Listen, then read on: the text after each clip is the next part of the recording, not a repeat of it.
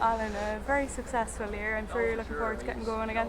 Yeah, absolutely. Last year was a good year for us. We achieved our goal of qualifying to the World Series, which has kind of ticked that box, and now we've got to prepare for the Olympics that's coming. But we've got 8 tournaments coming up on the World Series, and we need to perform at each one of those. So yeah, exciting year, and yeah, we're all looking forward to it. And what did it mean to secure that Olympic qualification? Massive for the group. We fell short on the last one, the last Olympics, which was devastating for the group. So, credit to that group, the player group. They pulled through the season, and they, through tough times, qualified. So the girls are absolutely ecstatic with that. But in saying that, they also know that they need to leave that alone, because that's coming at us. The Olympics is coming at us, which is massively exciting. But to be able to go to compete at the Olympics, we need to make sure every step on this World Series is we use for our growth and development as a squad. Yeah, Vikki was actually just saying that as well, that you can't be looking that far ahead, that you have to do these kind of incremental goals. How would you say she's settled in, and then the other newcomers as well? Yeah, I mean, Vikki, we all know Vikki was an unbelievable athlete. We've seen her on the Gaelic footy field as well as the AFL field down in Australia. So, all credit to Vikki. She's really thrown herself into the program and has absolutely committed to it. She's adding a lot of value on the pitch with her athleticism and the slightly different things she brings, and then also off the pitch. She's got a lot of high performance intellect, so it's great for us to learn from her as well. She's been in various environments, and she's really helping us off the pitch also drive our culture and drive those performance standards. So she's settled in really well, and hats off to her. And that's obviously something the RFU have been doing for a long time now, looking at other sports and seeing who might be suitable. How do you think it translates from the other sports, let's say even for example the Gaelic football? Oh, there's some unbelievable athletes in Gaelic football, and we see them running around all weekend, we need athletes playing rugby, and we open the doors to many more Vikki Walls to try and make that transition. It's an unbelievably difficult thing to do, because there's slightly different sort of nuances within the rugby field, but it's massively exciting to travel and tour the world. So, we've seen amazing athletes running around in the Gaelic footy field, and we need those athletes in rugby, and we open our doors to many more if possible. What do you think is the most difficult part? Is it the conditioning or kind of the skill side of the game? Probably not the conditioning. I think slightly different elements to it, but in GA I think they're running 13-14 k's a game, so they're pretty fit enough. It's more the contact element of the game. So the tackle technique side of things is specifically within the safety of rugby, and the level changes that we need to do within our tackle, as well as the breakdown. The breakdown's a slightly different or slightly nuanced part to rugby. So, getting that into Vikki and teaching Vikki, and with all due respect, her just asking questions and learning through playing has been good. But those are probably the most difficult areas for her to work on. And since you came in 2017, obviously head coach then more recently, but what would you say has transformed the most in Irish women's sevens rugby? We've definitely got a lot more girls coming through our program that can play rugby, which is obviously credit to the WNTS academies throughout the country. So we're starting to see more and more girls come in that are at a higher skill level. Obviously, we've got a fairly experienced group within our squad, within Stacey, Lucy, Lee are really experienced, have been here for a long time. So what's good to see is more girls coming in and able to compete with regards to basic skills, and then it's about exposing them on the World Series and making sure that they've got that mentality to compete and perform for Ireland. That star power will be very helpful, I'm sure, in securing the rugby stars of the future, because even those names you mentioned there, and there's a few more dotted throughout the squad too, it's looking hopeful. Yeah, I mean, we need to leverage as much as we can. We've got unbelievable people within our squad, and I shouldn't mark one, but we've got unbelievable girls that have been involved with this program for many moons. So we need to grow the game outside of here, and we need to leverage them and get more young girls playing rugby, and with the likes of personalities like a Stacey and a Lucy and a Lee going out and doing more coaching sessions with them. It's an unbelievable opportunity for us to get more girls playing rugby, not just sevens but playing rugby. And I know you said you're not looking that far ahead yet, but what's your goal now for this year and then subsequently the Olympics, I guess?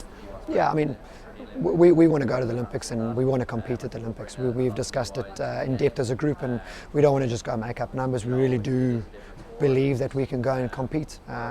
We really do believe that we can go and compete for a medal, and that's what Irish rugby wants from us, and that's what we have to do. So we need to then take those steps back and look at each step and go, well, how can we grow our internal competition? How can we make sure that we use every step within our journey towards the Olympics to make sure we learn and improve? And a big part of that is making sure that our squad grows and the internal competition grows within that squad, and that's where people like a Vikki Wall, a Vikki Kinlan, we're trying to make sure that they step up to push the more senior players so that it's not just comfortable, it's a good competition environment. Well, we're looking forward to it. Thanks, Alan. Cool, thanks so much appreciated. Vikki Wall, it's unusual not to see you in the blue jersey. Yeah, same-ish colours, a little bit of green, we'll take it. How are you settling into camp and the 7 setup so far?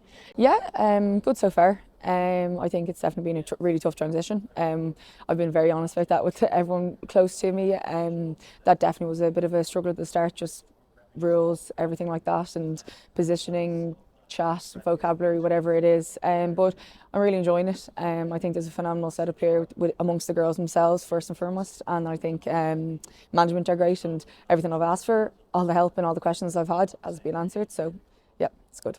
And then given obviously like through your other sports as well, you would have been good like conditioning wise, but is it that skills wise that's what you need to get up to date with? Yeah, obviously like there's like so much room for improvement in skills in general, like on our team, just wanting to make sure that we are the best at the basic skills.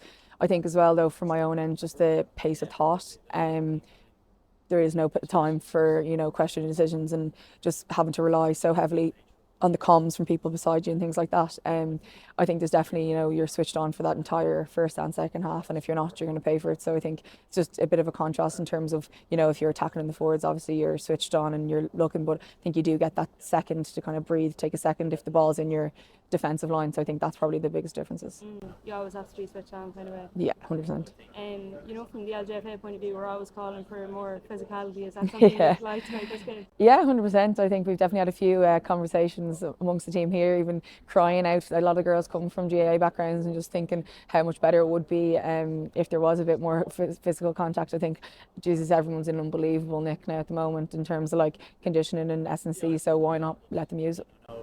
And then talking about that as well, obviously there have been quite a few who've like crossed over from different sports and especially GAA into rugby. Have you reached out to anyone or talked to any of them about how they kind of got on through that? I suppose even internally here, like Lucy and a few of the girls, like even Stacey has a GAA background, would have played with Dublin and things like that. So I just think they're great to have to be able to explain things in maybe a very dumbed down basic level to me that maybe mightn't understand a lot of the rugby terms still. So no, it's great to have people that can, I suppose, kind of see and know the process it takes to transition. And then pre-season under your belt already and you got the contract back in August. What did that mean to you to get that? Because obviously in the GA side of things, like we were chatting about, it's still amateur, and then you moved to the AFL, it was getting semi-pro, and then this is that again. So good step in that direction. Yeah, no, definitely it is. To be able to do something full time like is unbelievable. Like it's a dream. Like in terms of being able to do a sport full time professionally, it is what you dream of. It's different in terms of GA, obviously it's different in terms of AFL, like there's comparisons, there's similarities and differences of it all, but no, it's unbelievable to be able to do it full time. That came about in August. When did you first kind of think that, geez, maybe I'll give this a go? Oh, to be honest, it was across a good few months. Like there wasn't kind of one day where I just turned around and said, perfect, yeah, we'll go at it. But I think it was just a long process period and talking to people that I value and just kind of talking through things and opportunities and I suppose it definitely wasn't an easy decision of having to, say, yeah, that means I won't be involved in either, it won't be involved in AFL, whatever it means. But I'm right now content with my decision. And then, like I said, that's switch up there with the AFL and me. Yeah. And look, you might be heading to the Olympics. What would that kind of mean for you? Oh, I think, to be honest, in my own head, it is there and it is next year. But like I think there's just so many milestones and stepping stones that I have to. Even like I'm not naive in terms of seeing the quality that's in our team and the amount of girls that have given up their entire lives so far to be here. So I'm not naive in terms of wanting to get there, but also knowing the extensive work that I'll have to do to even get near there. And then obviously, like we were saying as well, with the GA and then the AFL. How did you find the switch between that? Because you were kind of going up the ladder there in terms of different sports, and now you're here. Yeah, there definitely was a big switch between AFL and GA. Of course there is. I think just even learning how they see the game differently, that would be a huge thing. I think there is a lot of similarities between GA and AFL. I think that's why we're seeing so many people being able to slot in, and like most of the Irish girls in their teams are like doing phenomenally well in their teams. I think here it's just, I suppose, my background, I wouldn't have been hugely rugby, so it's just even adapting and learning vocab and things like that. It is difficult, like of course it's difficult, but I think having done it to AFL, I kind of am trusting a bit more now that things will start to come about. Like I think I was panicking for the first few weeks over there, maybe that things wouldn't come as quickly as I wanted them to. What did the Dunboyne and Meath crowd think of it all? Oh look, they're a supportive crowd, they're an honest crowd. I'm sure they'll tell me exactly what they think when the Meath and Dunboyne season gets started again. Look, it's tough to not be involved when you can't be everywhere, unfortunately, and it's a cross I have to bear of decisions I've made, and you do miss out on things, and it is tough regardless of whether you're here or there. But I know they're very supportive, and I'll be there supporting them as well. And then finally, have you had to do any rituals to settle in or that kind of thing? Have you singing a song or two? I haven't quite had to sing a song now. There's been a few bits I've been thrown forward to, all right, as the newbie, but there's a lot of newbies, so I'd say it's pretty helpful, yeah. Brilliant. Cool. Thanks, Alanna. So Megan, ready to kickstart the season now? Yeah, can't wait. Dubai will be a big one for us. It's always exciting getting into Dubai, getting into the heat, and the first one back after a while. So it'd be great to pull on the green jersey, and we'll take great pride in that. It's exciting times for Irish rugby as well, qualifying for the Olympics and a successful season last year as well. It must be kind of heartening going forward now, having that under your belt. Yeah, I think having qualified for the Olympics already, it makes it a great motivation going forward and going into the year. Like, we know what's at stake, and it's only the beginning really. We want to push on from here. We want more and more. We want to get on that podium at the Olympics, so we're not going to stop now. Like, we're going to keep putting the work in, and we have massive tournaments coming up with the World Series, so that'll keep us ticking over until we get to Paris 2024. Is the countdown now on already? Yeah, you could say that. A lot to do till then, but yeah, countdown definitely on. And especially on the women's side of the game, obviously things are coming on in recent years, and you coming from the under-18 setup into the senior, that really shows how the pathways are progressing and that kind of thing. Do you find that on the pitch even, that the sports are ever increasing in that kind of way as well? Yeah, definitely. I think I was very fortunate to be able to come from underage and have school games underage in France. And a lot of our team at that time actually came through, whether they're in 7s or 15s or just enjoying AIL. So I think the pathways are definitely there, but it's just about getting as many people playing the game, and looking forward to it. And I know she's standing just over there, but what's Vikki been like playing? Vikki, love her, honestly. She came from team sports, she really fitted in straight away, good crack, all of that, on and off the pitch. But no, she's brilliant in the aspect of she's taken a lot of time learning the game. There's a lot to learn.